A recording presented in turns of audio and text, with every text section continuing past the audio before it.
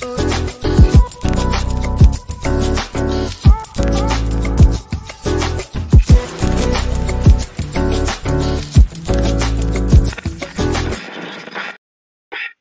afternoon, everybody, and welcome to Building the Black Educator Pipeline podcast. I am your host, Shana Terrell, educator, activist, dedicated to the lifelong struggle of freedom and liberation for her people. Welcome back, everybody. Thank you to all of our guests who come back and support us week after week. And shout out to our newcomers here today watching this special edition of Building the Black Educator Pipeline podcast. I want to thank everybody who supported the Black Male Educators convening last week. Shout out to my coworker Amir, who was in the building doing his thing last week, getting that all together.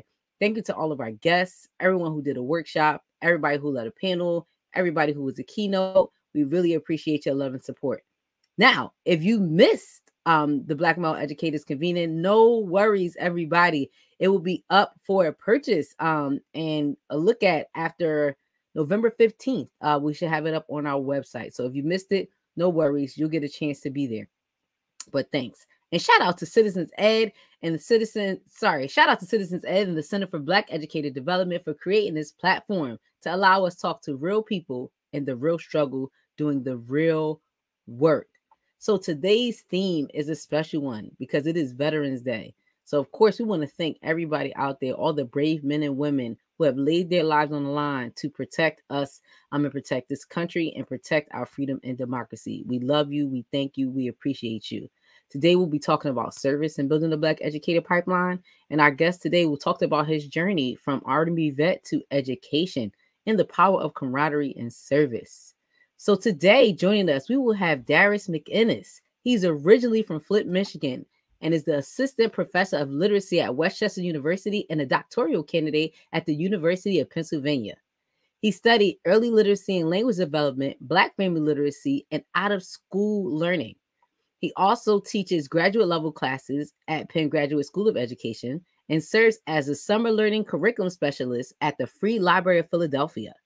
Specializes in learning resources as a learning fellow with the Weingarten Resource Center at Penn and supports research projects on civic engagement and early literacy in both Penn Graduate School of Education and Penn Child Center.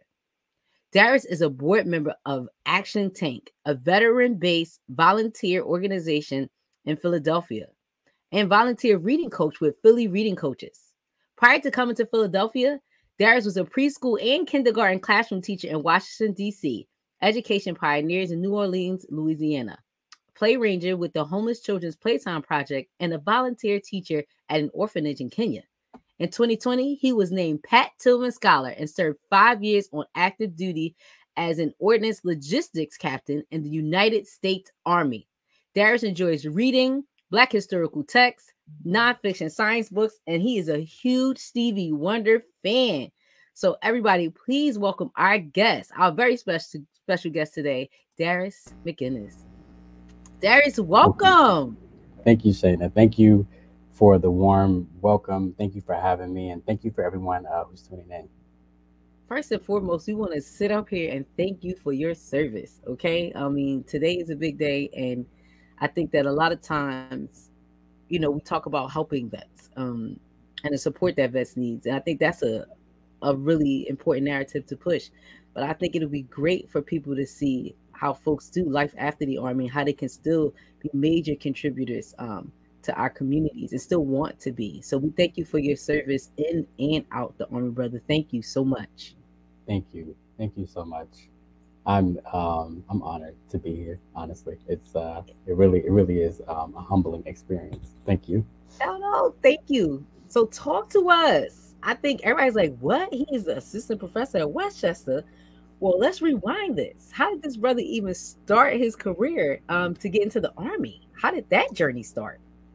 Oh, so I guess I can start by saying that it started with me being in high school saying that I would never ever join the military. Like it was like, oh, I'm not doing that because my dad he actually retired from the Army a few years ago, and so after we left Flint, we moved around the country. So I've lived in Fort Campbell, Kentucky, Fort Stewart, Fort Hood, which is actually where I went to high school, And but my decision to join came from just coming out of undergrad, and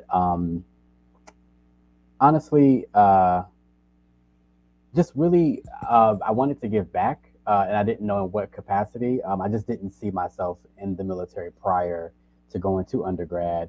But going to a PWI in West Texas really opened my eyes to a lot of things, particularly um, really just getting into who I was as a person and really just helping me find myself. And I, a friend of mine, well, a friend of my family's, she was a recruiter, and she said, "Hey, hey, Darius, we think that you'd be a good fit." And my mom was like, "Yeah, I think you should try this out." I was like, "All right, whatever, whatever. It's I'll try it out." And I was taking my ASVAB and everything that I had to do for the military. And I think the decision to actually do it, though, quite honestly, was one. I knew that I wanted to give back in some capacity, so that was one. And then two, I knew that I wanted a career working with and supporting children. I just didn't know how I was going to do that, and I wasn't really in a position, or I had no experience to do that because I majored in business. And so I just took the leap of faith, and it ended up being the best decision that I've ever made. So right after I voted for Barack Obama in 2008, maybe like a week and a half later, I went off to basic training, and then the rest is history. And then bam, there you were in the United States Army. Yeah. That's amazing. And I think that sometimes, people, we discourage people from going to the army. You don't want to go in there and fight those wars or whatever. But I think as a young person, trying to find yourself and trying to discover yourself, and as you're saying, like that was one of the best decisions you made. You also mirror a lot of the young men in my family who you saying your father was in the army.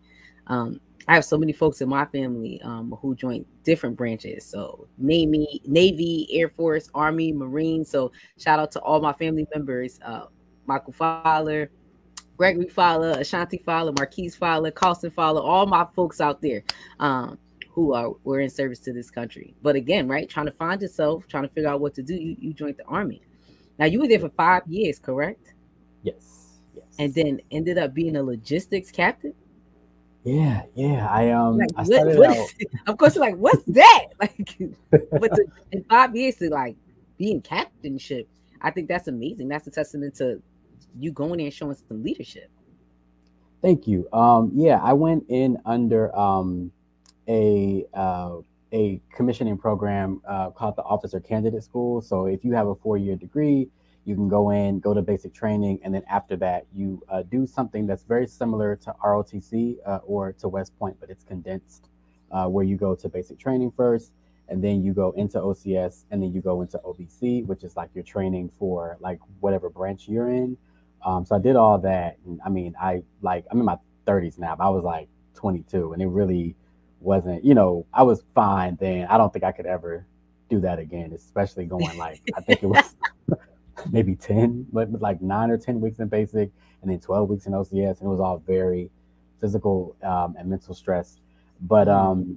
uh, before, um, when you come in under logistics, we were branch either quartermaster, ordnance, or transportation.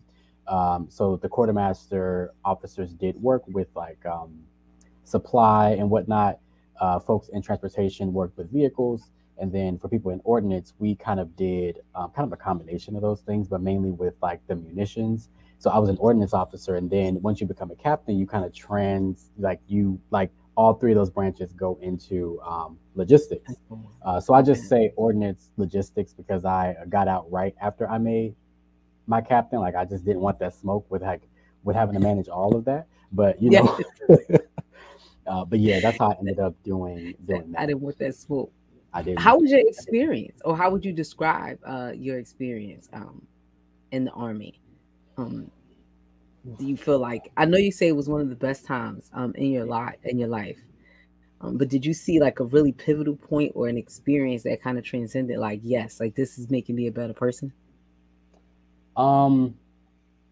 Oh, that's such a good question. I think I had so many moments in the army that I can think of that I think were just really transformative for me.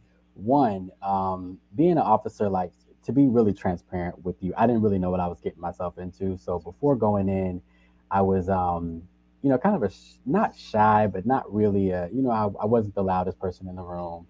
I'm Mm, still not, but I've learned how to like command a room and how to use my voice. And I wasn't a person who I would describe as a natural leader. And being an officer in the military forces you to do that, mm, particularly when you're in charge of other people. And so I, my very first job, I had a platoon of 88 people, and I just didn't. I I had to figure out things so fast, and I'm a person who has a speech impediment. So I've been like the military helped me with. I don't want to say getting over it because I don't think that having a speech impediment is a bad thing. So for anyone who's watching who has one, like I'm with you and I understand how difficult it is to do that, especially when you have to communicate for a living. But mm, in situations where it's very high stress, very high demand, you have to learn kind of how to communicate really quickly, and the military helped me do that. The military helped me with sound decision making, learning how to follow like a protocol to like a T, because you just like in the army, that's just what it is. It is black and white, literally. Like mm. we have a doctrine that kind of guides everything that we do, and I would also say that being black, in America, like even when you go overseas, you still black. So like I still say like I faced a lot of the same issues that I faced being in America with just being in a black body, being perceived a certain way, being treated a certain way, being assumed that I wasn't competent, being assumed that, I didn't understand my job, or that I was supposed to, bow down to other people, or it's we are folks of the diaspora. We all have that common um, the common experience of wherever we go, right? We have to wrestle with these things and confront these things all the time, and being in the military was no different, right? So even if you're in service, or even if you wear the uniform, you're still black. Mm. And that, like, to hear you say that, I'm just like, dang. So even again, you are out here risking your life, um, no matter what color folks are, no matter what religion, no matter what people believe, right? Veterans are here laying their lives on the line for anybody in America so that we can experience what we like to call freedom. But That's yet and right. still, here in America and deployed overseas, you're still seen as a black man Still as a black in, man. in fatigues, right? Like that's it. That's it. Nobody Like, takes into consideration the sacrifice that you're making. that's That's right. sad to think about. Well, shout out to you because we honoring you today, brother. Okay, your Thank you. sacrifice is not in vain. But you were deployed overseas. Yeah. Went Where did you overseas. visit? Well, I guess you weren't Um, really visiting; you were working. But where yeah. were you out here serving? Um, hmm. Well, I'll say being overseas, the one experience that I can speak to is being in Korea, particularly. I worked in at the top of the peninsula Okay. in Tongdushong, which is, I think it's about maybe 35 miles north of Seoul.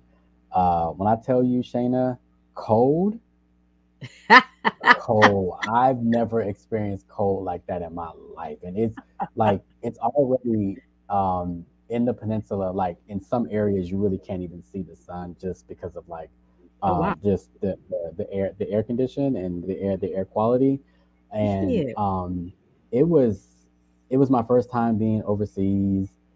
It's my very first job. That's where I had all of my soldiers. I had like 88, people, from the chaplain assistants to fuelers to cooks, people who worked in the dining facility, people who did maintenance. I mean, you named it. And I was just like, I was 22 and I was responsible for all these people. And I hadn't held a job higher than being a lab assistant in a computer lab at my undergrad. So I was just making it up as I went, honestly, just So when people be saying stuff like the army makes a man out of you, like that's I'm telling you like that. You had to grow cut up quick. quick, like got cussed out on my very first ammo mission. Shout out to Captain B, cussed me out. I was like, I don't even know what I'm doing. Like, calling my phone, where's my ammunition, LT? What we doing? What we doing? But you learn very, very fast. Very, very fast because you just don't I have a choice. see. Um, That's to dope. adapt and adjust. And it really did make me who I am today, quite honestly. Those experiences, being overseas, working with so many different leaders, people who I'll never forget for the rest of my life. Big shout out to Colonel John Harris, who was my very first battalion commander, who like sat me down my very first day being at the unit. He was just like, hey, you are essentially a commander of a forward support unit because of the way that like it was structured at the time. And I was like 22 years old. I didn't know what that meant, but he trusted me completely. And he saw something in me that I didn't even know was there. And so I'm grateful, for his leadership and for the experience overall. Yes, the service and camaraderie. So people would be like, okay, you had this experience in armed forces, like you were in the army, you talking about you was a captain, like all of that. You done stayed in the coldest places, some probably been in some of the most dangerous places. But then you come out here, you in education. How in the world did that transpire right there? Oh, I think I if I ever write a biography about myself or if I ever like tell my story, if anybody wants to ever read it, I think I'm gonna call it a beautiful accident because I think I ended up in the army like on accident because just as I said before, like I didn't think that I would ever do it. I never thought I would be a teacher. I always knew that I wanted to work with kids, maybe like a counselor, you know, but I never thought that I would ever teach. But so when I was overseas, I'd seen a TED talk from a lady named Aletta Margolis, who started the Inspired Teaching Program. And that's kind of where, like when you're overseas, sometimes you just, you're looking at videos and listening to podcasts. And so I took an interest uh, in education, but I didn't quite know like where I fit. And so when I came back to the United States, I was in Fort Lee. I knew that it was my time to transition out because again, didn't want that smoke going forward. But I was like, I think I want to go into maybe like the supportive role in education, because again, I'd taken an interest in education, but I didn't quite know where. So I found the Education Pioneers Fellowship. I'm actually a part of a Facebook group for veterans, and a person posted it.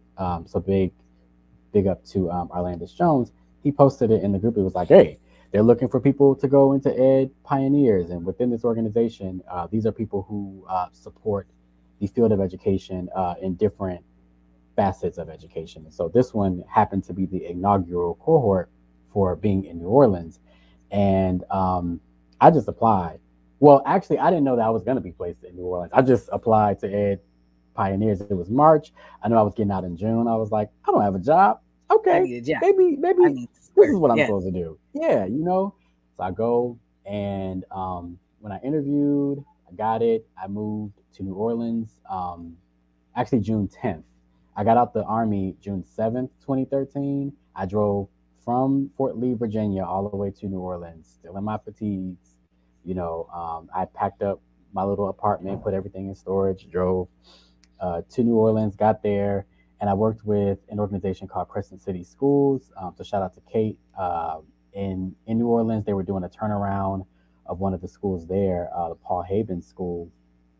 And at that time, like the lottery and all of that, like everything that was digital that happens with getting kids into school with the charters, that really wasn't a thing then, and so people had to physically come in to register their kids.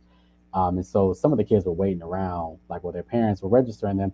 And so I'm picking up books that we had that we were going to move into the classroom, and I'm reading them to the kids. And one of the parents, she said to me, she said, "Have you ever thought about, actually doing this, like being a teacher?" I was like, "Are you crazy?" Because I didn't want that smoke either, right? Like I was like, "Nah, I've seen how hard teachers work. I don't think that I could do that." But thank you for the compliment. But it was something about that conversation and hearing it from a parent, just hearing it from a parent, like for a parent to tell you that, I think that meant the world to me. And I gave it some thought and I said, maybe I can. And so I went back to thinking about seeing Aletta on the TED Talk, and I found the Inspired Teaching Program in DC, and I drove from New Orleans to DC. Still didn't have a job, kind of living off of my like disability and unemployment and my GI Bill. Like I'm telling you, I was like practically couch surfing. And it was me and my little dog. Uh, his name was Rex. Rest in peace to Rex. And I applied to the program. I got in, and I thought that they were going to place me with like older kids, and they were like, "Nah, we think that you could work with the little ones that like suit your personality." I didn't want that smoke either, Shayna. I was like, "Wait, see, you want me to be in a classroom with really With these small kids, like babies. these babies? I just I just work with soldiers. Like we filling up, Hey, like I'm a vehicles. commander man. You know what I'm saying? This is what I got going Yeah, on. I'm Now you I'm want me to still like talk this in all like the softly? pictures too. Yeah. you With the know, kid, they posing with Mr. McKinnon. You like, you know, and but I trusted them, and I ended up in a pre-K classroom with Hannah Salisbury. Big shout out to her. Big shout out to Connie Brown. Big shout out to Leanne, the pre-K team. Big shout out to Rashawn and also Christina, who is my godson's mom. So that's nice, like make those connections. But and I, Shayna, I had the time of my life. My students are the sweetest, most intelligent, most amazing people I've ever met in my life. And I really do, like, even to this day, I just thank God every single day for that experience. And I was able to actually stay at the school because for the program is a residency program. So you spend the first year with a lead teacher, and then after that, you teach on your own. So after that, they asked Leanne and I to stay at the school.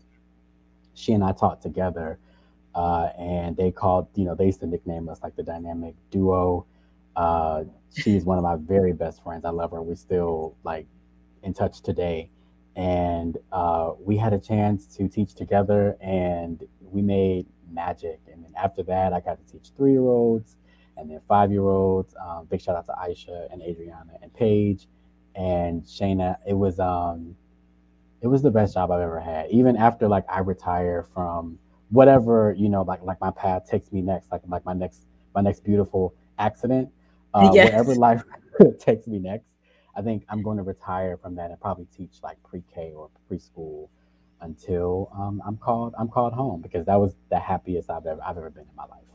I think that's so amazing. And I think people who teach little people, like, you'll have a special place in my heart because, me and my little friends, I can't do it, yeah. They got a lot going on. If I was calling you a Daddy McGinnis, all types of stuff, sneezing, touching you, that's the little people. So the Oh people who yeah, can deal with the little people, y'all have a special place in my heart. But to hear a story, I mean, there are so many awesome things right now about your journey.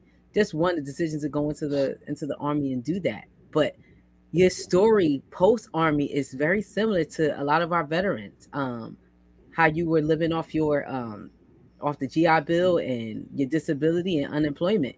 Some people never come out of that, which um I'm so hurt that our country treats veterans that way, that you go and you risk your life, and you do what you have to do to protect us. And then you come out and you guys are like searching to live, out there making sure that we can live. And then nobody takes care of you guys when you guys get home.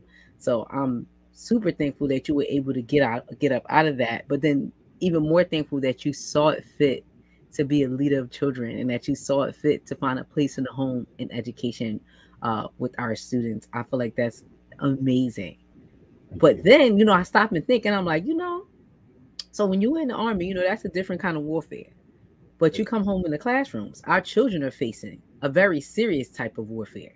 That's right. So for you to again put on a different suit as a soldier, to get out the fatigues and put on a button up and be one of the front lines in protecting, preparing, and training our students, again, amazing.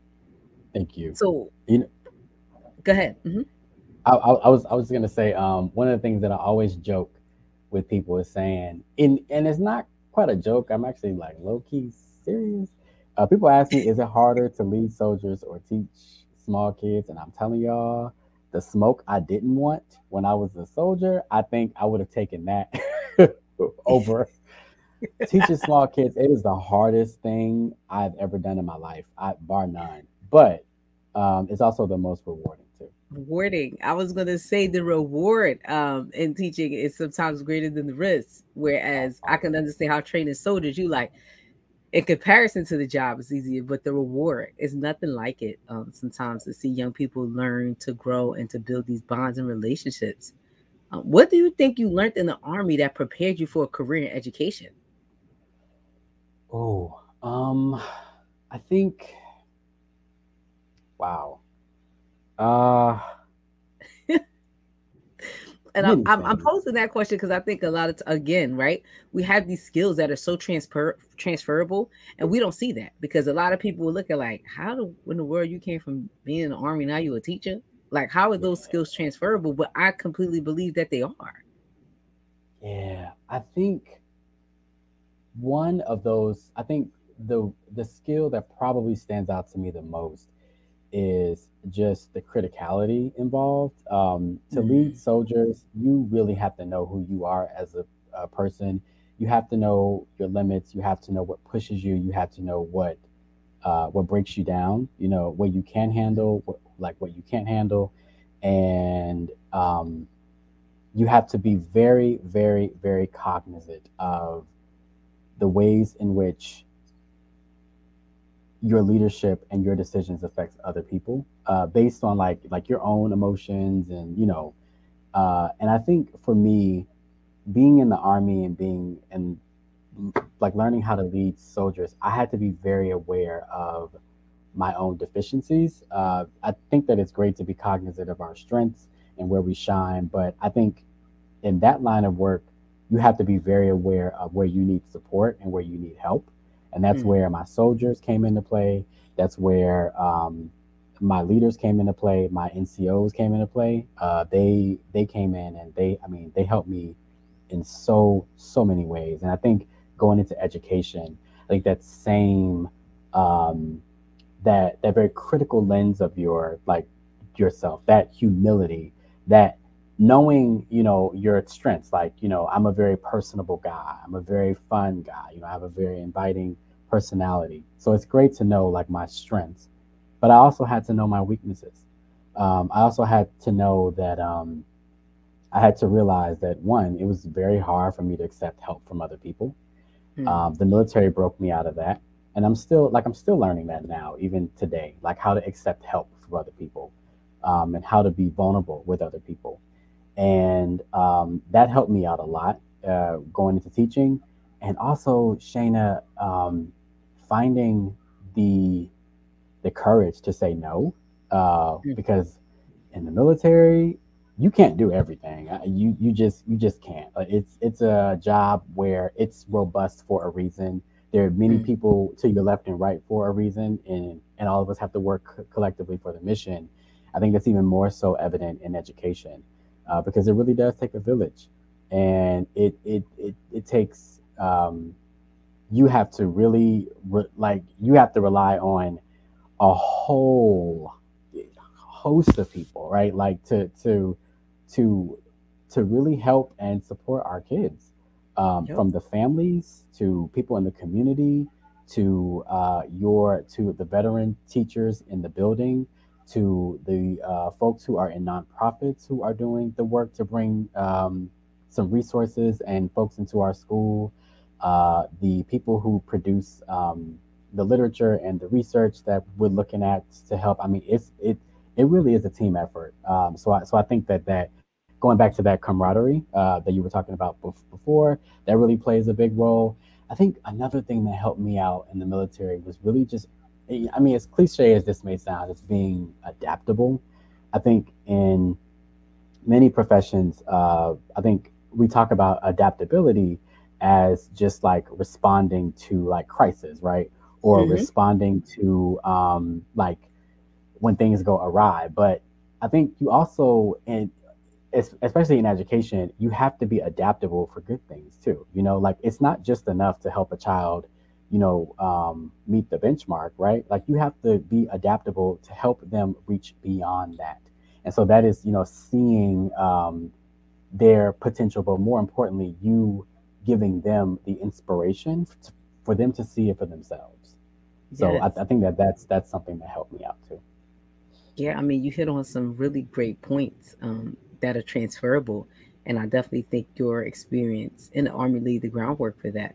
How great would it be if so many people in education saw education as you see it, as this huge ecosystem where everyone feeds one another? A lot of times we get teachers who are like, I'm just worried about my classroom. I'm gonna just go and close my door, and what I do with my kids is what I do with my kids. Right. But how you're explaining it, I mean, down from parents to teachers to the people who write curriculum, okay, and being Right. inclusive and seeing them as a part of that education ecosystem, but all for what? All to help children reach their full potential. And I Right. think if more people thought about education in the form of service and camaraderie, our children would be so much better off. Just down to if we saw ourselves all on the same team. That's right. Um, which is why sometimes I say education, right? You were in like Army war battlefield, but education itself is a battlefield. And where are the lines drawn, right? Like what Right. side of the line are you on? And That's depending right. on what area of the world you in, what school you at, depends on what kind of battle lines are drawn. Is it the That's teachers right. versus the students? Is it the community versus the school? Is it the teachers Exactly right. versus the administration? So many different battle lines drawn. But I think That's the right. way that you are explaining it, if we see ourselves on the same team with camaraderie and with service, that's the only way that our children are going to win. That's the only way our children are going to succeed. So I think that that's an amazing lens um, of how you look at it. And kudos to you again for bringing that spirit into education. Now, Darius, it wasn't enough, right, for you to just to come on in and teach, right? That just wasn't enough for you. Now, was it? Okay, you said I'm gonna take it to the next level. Okay, I'm gonna go beyond the classroom and get into actually teaching and training the future teachers that will be in front of young people. Tell us about that switch. How did you switch gears from being in the classroom into going to higher education? Um.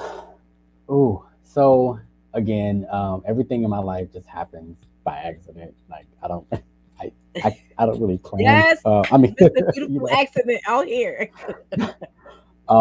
people who know me know that I like. It's weird because I do plan. Like if you see my calendar, like I plan everything to the minute. But when it That's comes to that old long army stuff. term, see, yeah, that's because it forces you to have to like account for everything and every Yes. dollar spent, everything. But I think for like where I am now, came from so when I got into the classroom, as much fun as I was having, um, and I felt really supported by my school, loved the families, and obviously love my kids more than anyone else. They really are my heart. And I felt like so in addition to teaching, I'd also volunteered with an organization called the Homeless Children's Playtime Project in DC. So I did that while I was teaching, and I saw so many things happening to children. And thankfully, Playtime was there to bring some joy and some light into their lives. But I had I thought about children who are in transitional housing being in. I thought about their educational experiences, what was happening at school, and Mhm. oftentimes for the program, what we would do is like after school, we would go to the shelters where they lived, and we would just play with the kids. Like that was like what we did. We were called play rangers, and so shout out to Playtime. They're an amazing organization. If you can donate, please do. But they when we would go and play with the kids, it was not just a time for just us to like play with toys and like to make up games and things like that. This was also like kind of a very therapeutic time for the kids. Like the experience almost became like cathartic, where they would talk about things that happened to them at school, things that were said to them at school, and things that they didn't get at school that I felt like I'd seen children at my school getting, right? Mm. I'd seen kids in my classroom getting these things, but the kids who I worked with, who are also my kids, it's like I call them my babies too. And at playtime, they weren't getting so many things. They Mm. weren't getting nurturing, they weren't getting love, they weren't getting attention, they weren't being pushed to to reach their full potential. They were being ignored, and I think that oftentimes children from families who are in destitute are always seen as people who come into the classroom with deficits, Yep. and They come I they was come with a baggage. a baggage, That's how they're viewed. Yes. the baggage, and I said, wow, we really have to do something about this. And I thought about ways to do that beyond the service in the classroom.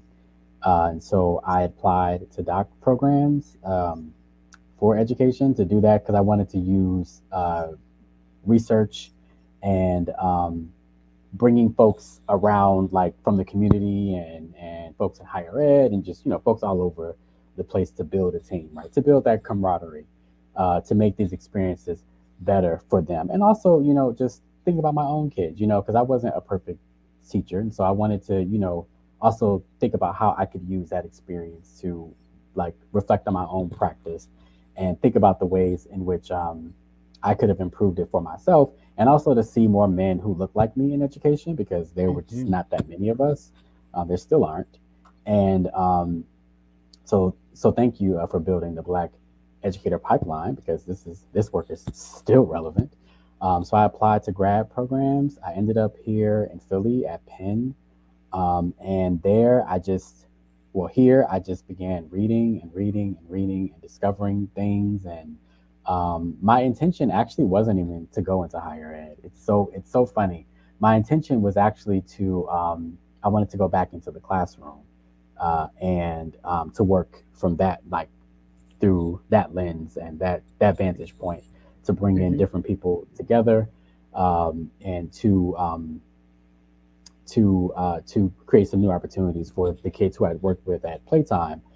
But opportunities came along. Thankful to my advisor, Dr. Vivian Gadsden, to our chair at the time, Dr. Gerald Campano, uh, Dr. Ebony Elizabeth Thomas, Dr. Diane Wolf, and Dr. Amy Stornaiolo. They really provided like some opportunities to teach um, at Penn GSE, and from there, more opportunities came for me to adjunct at Westchester, which is how I ended up with teaching here, the classes in early literacy, and then it was almost like there goes a beautiful accident again, right? It Accident. was Yes.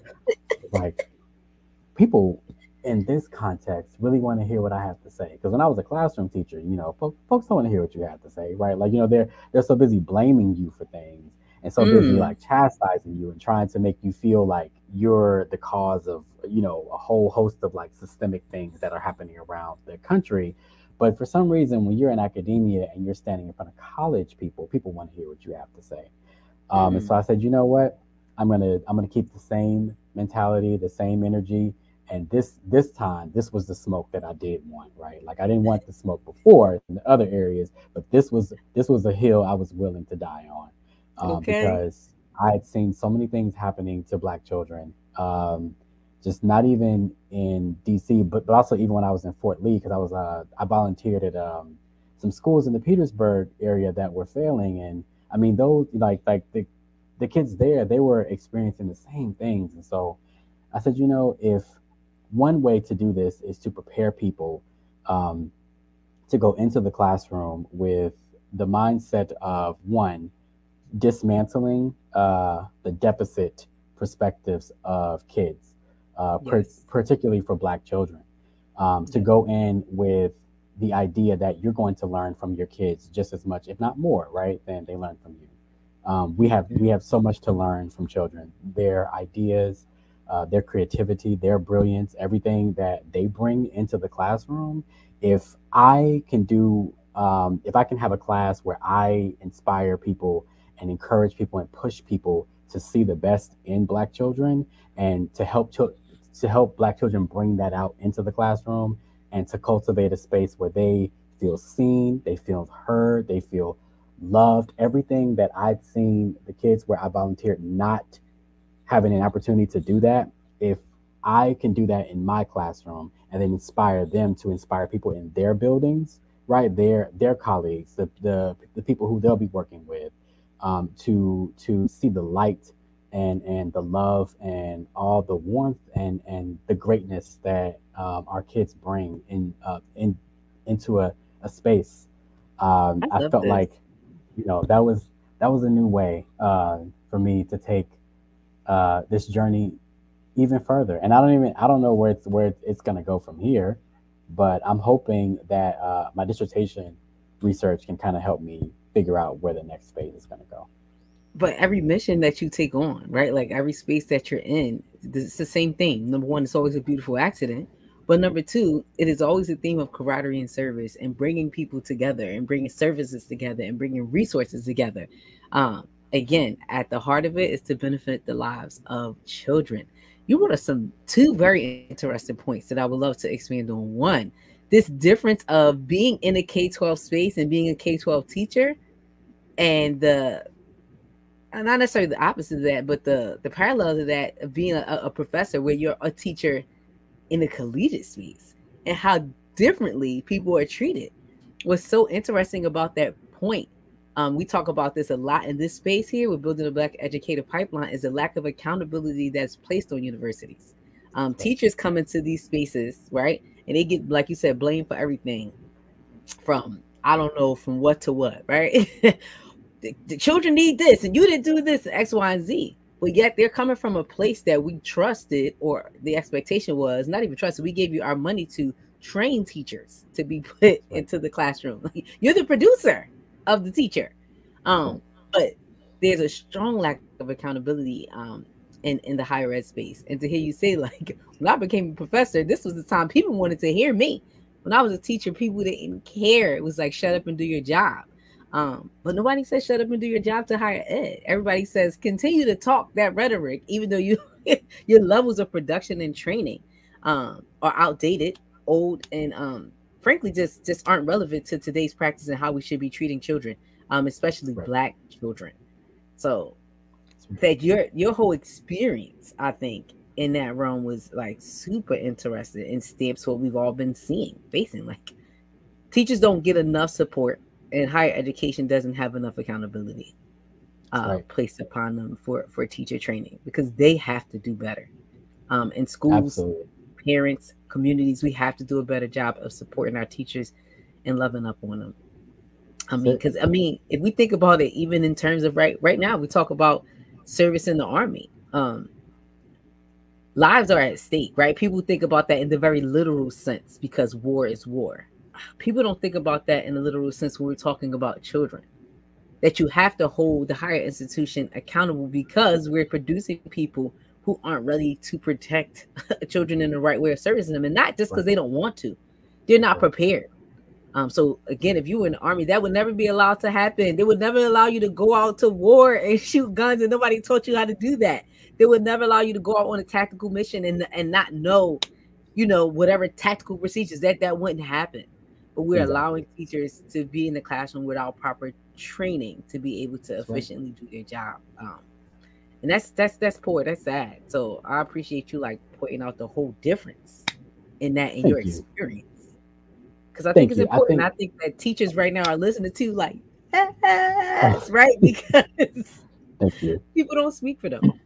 Yeah, it's. I mean, even like the posts that we see from people complaining about, like even when the pandemic, began, and when people speak about education, they're saying, when teachers go back to teaching, then I'm like, go back to teaching. Like, what do you think people have been doing? Do it. Like teachers have been working overtime so hard, having to figure out a terrain that they weren't even trained, to teach in, like having to be creative and be their wonderful, amazing selves in a time where they could also be grieving. They could also be going through hard times. They could also be, experiencing their own things associated with being in this pandemic, and yet they're doing phenomenal, phenomenal work and still don't get the credit for it. And I think, like, even just looking back to my military experience, we had so much oversight, right, from the government about like what we were doing, and like the doctrine, in which we followed. And I mean, going from a profession where we had a budget that was this big, right, in the Army, to going into K-12 where the budget wasn't, I mean, it was, you know, Hello, we it got just money made, for wars, but can't feed the poor. Okay, my man that's Pop right. had to That's shout him right. I out. mean, it's that's real. Like, it's, going from one space where, people are thanking you for your service every day, to a space where hardly anyone is thanking you, or hardly Mm, anyone is, recognizing what you're doing and how hard you work, and how deeply this work has to be in your heart, yes, for the magic to happen. And it's frustrating, and nobody wants to make the comparable difference in terms of like you get if you're in the army, you get thanked for your service because people are seeing the literal danger, right? The literal warfare. Um, but if people took a really closer look and opened their minds and looked at education, our teachers have really important jobs. So maybe not right? facing the same type of danger like staring down the barrel of a gun, but the importance of growing the Importance. next generation, the next future, the importance, dare I say, it's the same height. That's It's right. up there. One is Absolutely. about protection and one is about building, right? Or Yep. training the future. It So, and is it's still both of them fit into the realm of protecting the future. One is in a protecting the literal future. physical sense, and another one is in a mindset sense for our future folks. That's Another right. thing I want to highlight about your story, right now, I think the percentage of black males in education is something like 1.7%. And you rounded up one of the things, right? 2% is not enough for black men. And some would dare to say, like, Darius, you're a unicorn. Some might even classify you as an endangered species in both of those spots, education, K-12, and higher ed. What are your thoughts on that? Because you're in this experience being in schools and being in places where you may be the only or one of 2 to 3 black men in both of the spaces you're touching. How do you feel like your impact has been in being in these spaces and being part of that 1.9 or being part of that 2%? Um, I think, uh, ooh, um, one of my very best friends, who's also one of my frat brothers, Ryan McLeod, brought this up just last week, or just a few days ago. About like just the lack of accountability for school districts and other places really not making a concerted effort to bring in black men into the classroom. Mm, And just thinking about that, I I've been privy to conversations with alternative teaching certification programs, programs at the higher ed level, where the intention is, like the tagline is, oh, we want to see more black men in the classroom. These are the things that we want to bring, like we want to do and we want to implement. But I think the execution is just not there. I think mm, one of those things is because black men are not sitting at the table helping to carry this out. There are so many things that come into play here when we talk about like the intersectional issues of what it means to be a black man in the classroom. mm, Folks having to address some issues with like pay differences, which that's a whole other conversation. But like I have friends who have literally said to me, I would love to be a teacher, but man, I have to take care of my household, and that's just not sustainable for me. And I have friends who are actually in the classroom who just get really exhausted with having to be viewed as the disciplinarian, right? And so I think mm. that people think that The black black tax, men, the taxing on the black man's soul.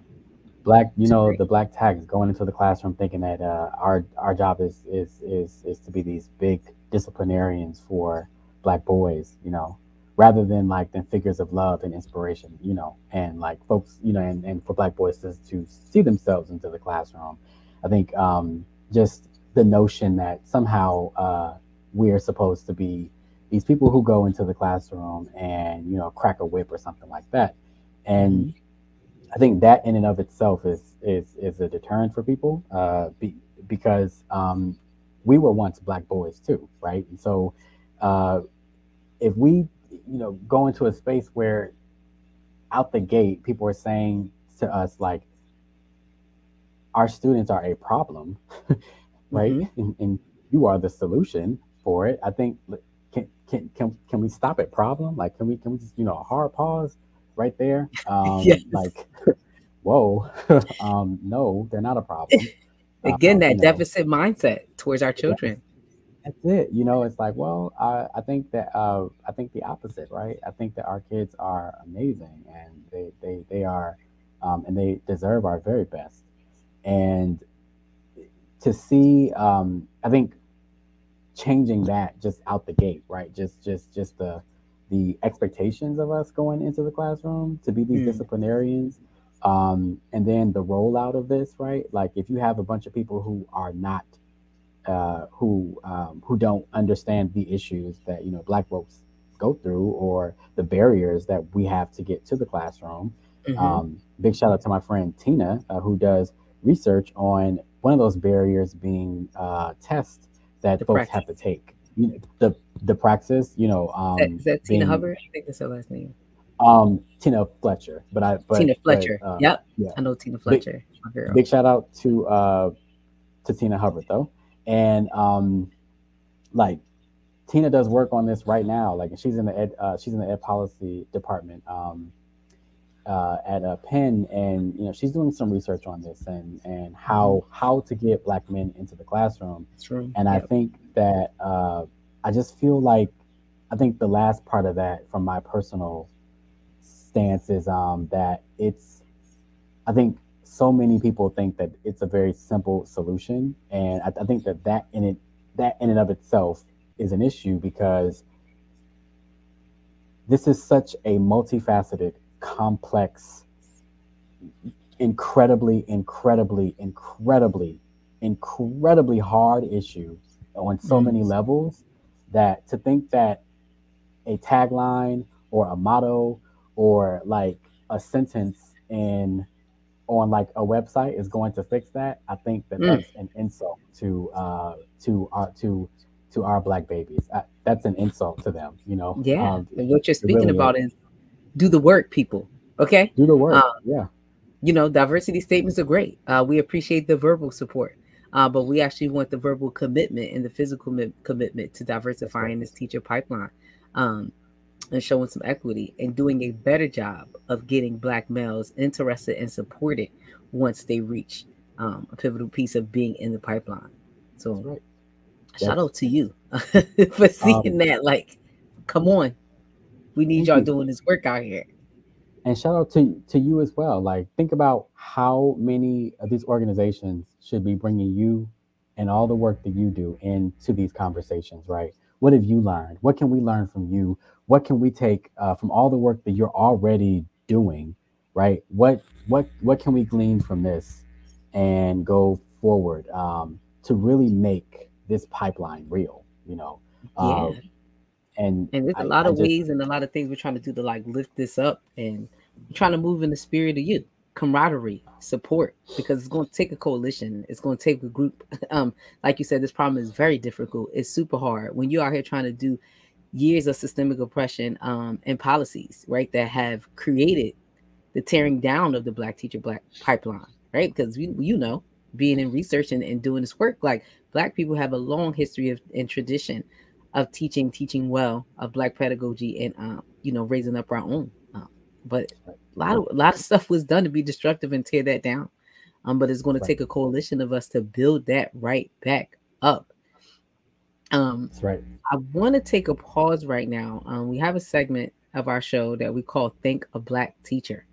And I would love to give you the opportunity to thank some Black teachers, past, present, future, folks who you feel like were important and pivotal in your life, or just out there, colleagues, whoever. But we would love to take this moment to start.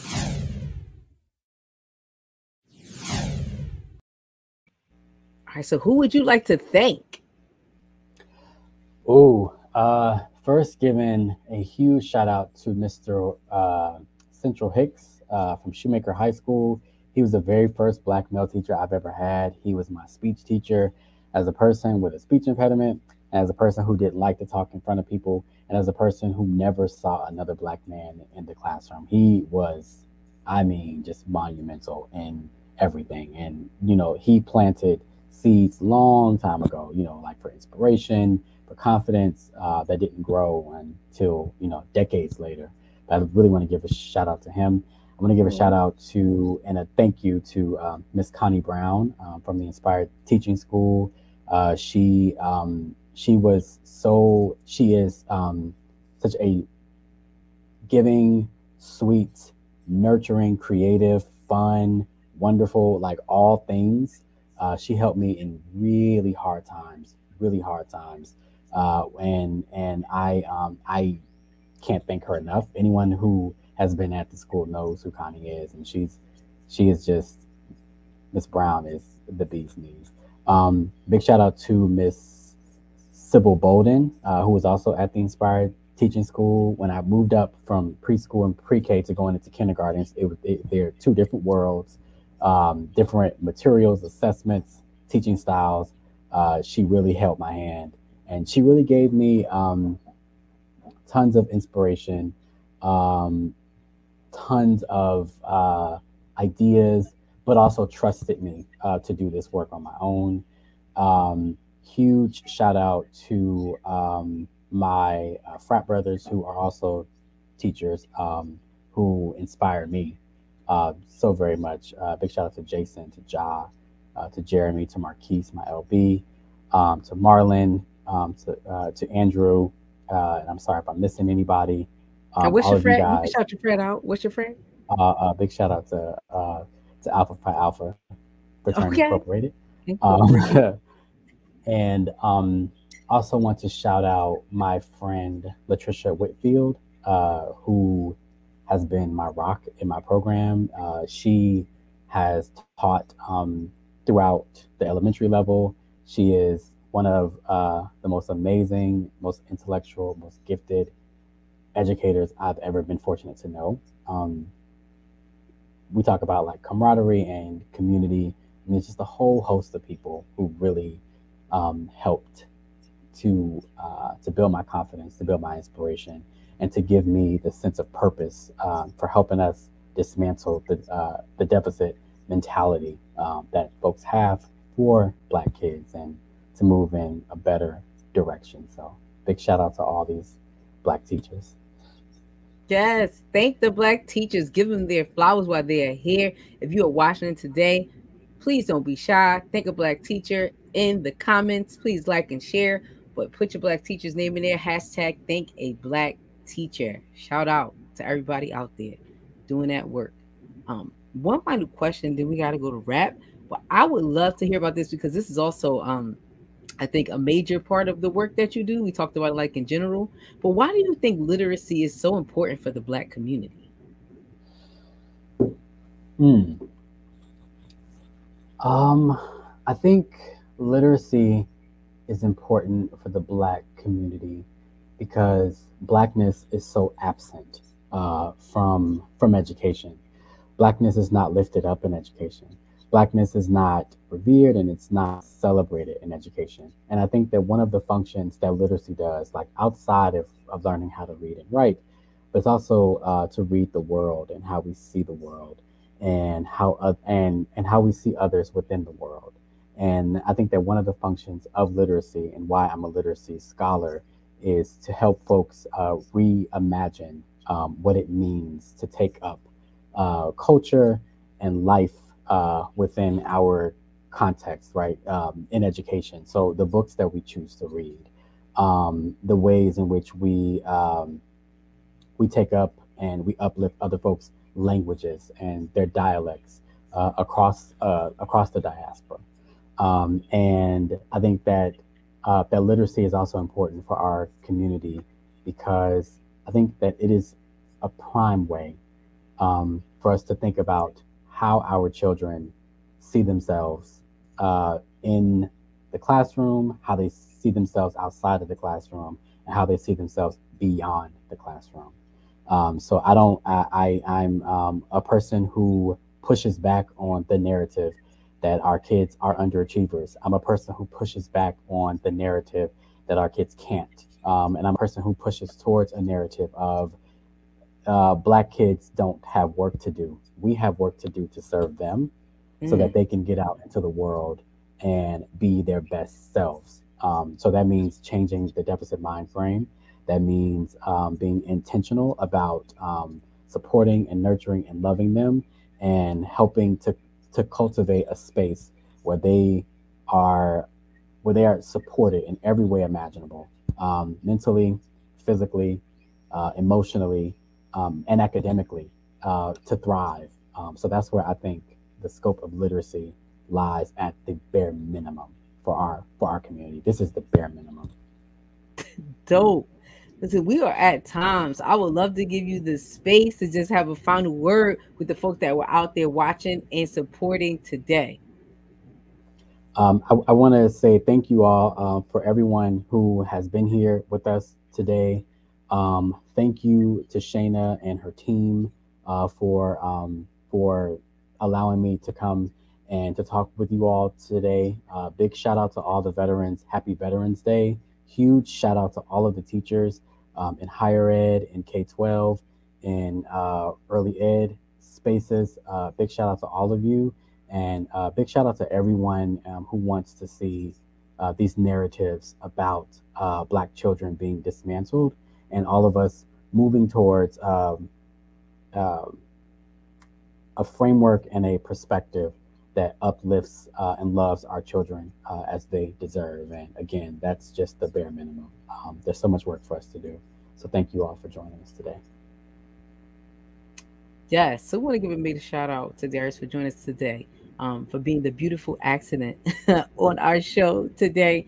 And again, thank you. We thank you. We appreciate you for your service, and shout out to all the veterans out there, um, past, present, and future, who are laying their lives on the line to protect our freedom and our liberty, or what we have of it. And shout out to my dad, RP, to Walter Henry Terrell Jr. out here who was serving back in the day. But Darius, we thank you so much for your time, for your service again in the Army and outside the Army, and what you're doing right now in the pivotal work. We appreciate you for coming on. Thank you to all of our guests who are watching today. We love you all. We'll see you back next week, same time, same place, for building the Black Educator Pipeline. Peace.